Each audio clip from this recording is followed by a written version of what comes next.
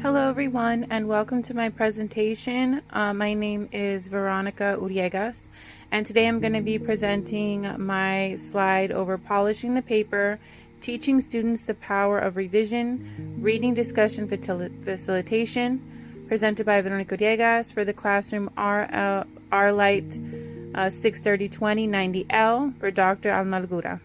So this presentation is going to focus on how teachers can help students improve their writing through revision and editing strategies. In addition, we will also be covering peer-reviewed journal article by Sandman from the Journal of Adolescence and Adult Literacy. So the chapter basically covers how to revise, and the article covers how to do a focus question to help revise. So this presentation is going to cover both, and then I'm going to use an example of how to utilize both tools when teaching your students how to polish their papers. My goal for this presentation is how teachers can help students become stronger writers through meaningful revision. So in slide 2, we'll be discussing an overview of assigned chapter 8. So we're going to go into discussion of the overall chapter. So this chapter focused on helping students improve their writing after completing their first draft. Gallagher explained that many students believe writing is finished once they complete a draft. And as a student and as a former high school student, I definitely remember doing that. The whole buildup of writing a paper, and then when you complete it, you think I'm done, only to find out you have to revise it. One of the important things we can teach our students is that strong writing develops through revision. Writers rethink their ideas and improve their communication. Gallagher encourages teachers to provide clear strategies and modeling so students understand how to revise effectively. Revision allows students to improve clarity, organization, and strengthening of their ideas. So this chapter focused on helping students improve their writing after completing their first draft. Gallagher explained that many students believe writing is finished once they complete a draft. And as a student and as a former high school student, I definitely remember doing that. The whole buildup of writing a paper, and then when you complete it, you think I'm done, only to find out you have to revise it. Gallagher argues that the problem is not that students are unwilling to revise, but rather they have not been taught how to revise effectively.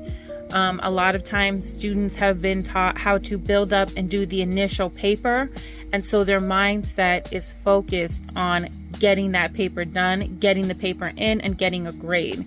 A lot of times when they tell you, okay, now we're going to do revision, it's kind of scary because you feel like you're in a maze that doesn't end. But in reality, the first draft is just the beginning of the writing, and that's something that we need to start instilling into our students. In this chapter, Gallagher says that writing should be taught as a process with several stages. And that's something that I agree with, because I think that if we show students from the very beginning that it's not a one and done process, it is steps of creation, they will learn to get in the habit of the process of writing.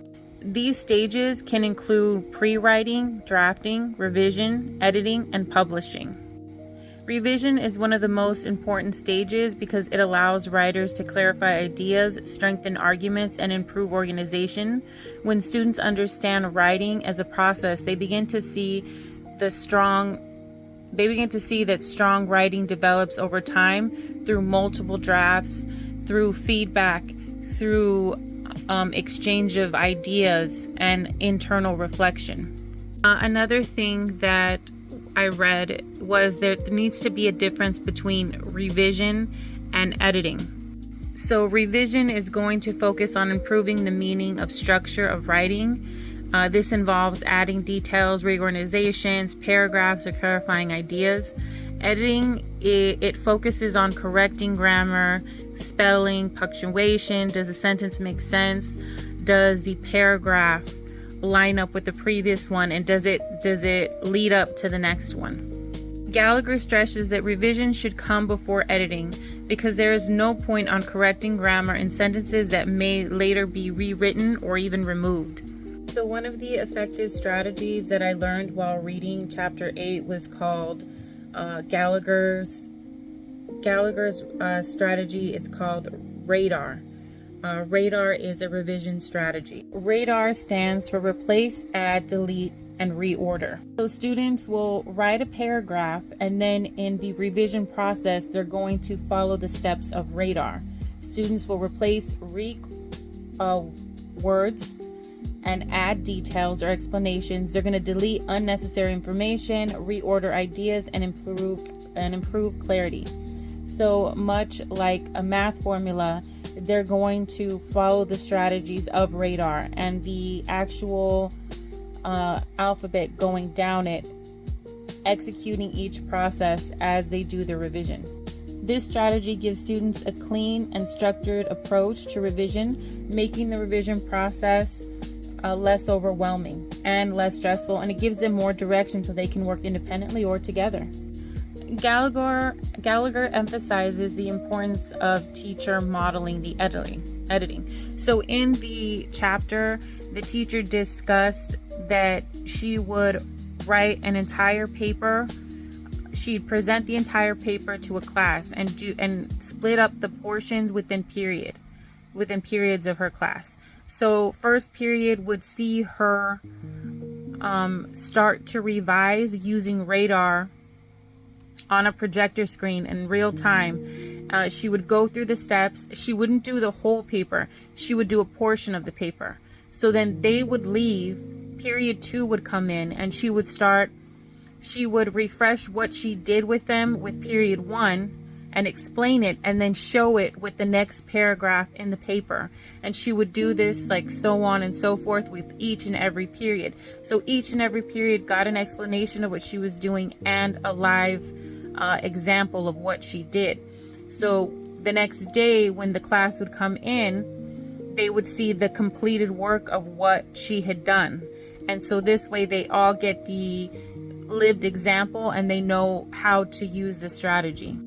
Gallagher insists that teachers should demonstrate how writers revise their work by showing drafts or thinking aloud during revision. This allows students to see that even experienced writers revise multiple times before finishing a piece of writing. Modeling allows students to understand that revision is normal and it's part of the writing process. So the article that I chose was something that I felt would support the chapter that I read and be something to help kick off radar. And so the article that I chose was the Nurturing Thoughtful Revision Using the Focus Question Card Strategy, Journal of Adolescence and Adult Literacy by Senman. This article discusses a strategy called the Focus Question Card Strategy, which helps students think more deeply about revising their writing. The article explains that revision is central to the writing process, and students improve their writing when they repeat their drafts and receive feedback from others.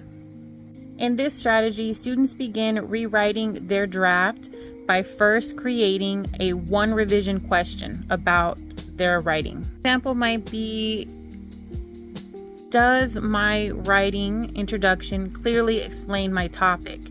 Am I missing any details? Is everything clearly explained? Is it thoughtfully written? These questions help students to focus on their revision by starting a conversation, and it encourages them to think critically about their writing and to reflect of what they've written and what they're trying to say, and if that was communicated effectively. Structural activity teachers can use as a focus question card revision workshop. Students can first write a draft of their writing assignment, then they can reread their draft and create one revision question. Students can pair with a partner, read their writing aloud, and receive feedback based on their question. Afterward, they revise their writing using the feedback they received. This activity encourages students to revisit their writing and improve through discussion and revision. So as you can see, the example of revision, The tools that we're going to use is revision questions and the radar revision. So before the revision, the first draft, as you'd say, is going to be this first sentence, which is school uniforms are bad because students do not like them. So now we're going to create a revision question example.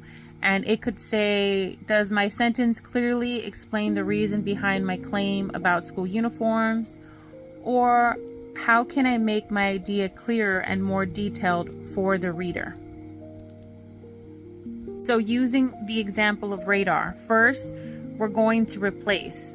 We're going to replace weak wording like bad, and then we're going to add things like add explanations about why the uniforms affect students. We're going to remove vague wording like students do not like them. We're going to reorder the sentence so that the reason is clear. We're going to revise the sentence, uniforms can negatively affect students because they limit self-expression and reduce individuality. And then the revision improves clarity and strengthens the idea. So here on the slide, I've completed the revision sentence for you. So it's the compare and contrast, and it's going to be before revision, school uniforms are bad because students do not like them. After revision, school uniforms can negatively affect students because they limit self-expression and reduce individuality. Revision improves clarity and explanation. So revision matters because teaching revision helps students develop stronger ideas. It improves organizations. It communicates ideas more clearly, and it helps students become confident writers. So they get that one and done mentality out of their mind, and they understand that it's going to be a process. Revision turns writing into a process of improvement and an experience that students can grow from, and they can actually become wonderful writers and actually love writing because there's no longer the frustration of I don't know what to do or I don't have any ideas, because they're learning the process of how to work through the writing. So thank you so much for listening to my presentation. I hope that you learned something, and you will use the two techniques that I taught here on how to polish a paper. My references were the Chapter 8 textbook that we were assigned, and also the scholarly journal, and you can pause and read the references here. And thank you again.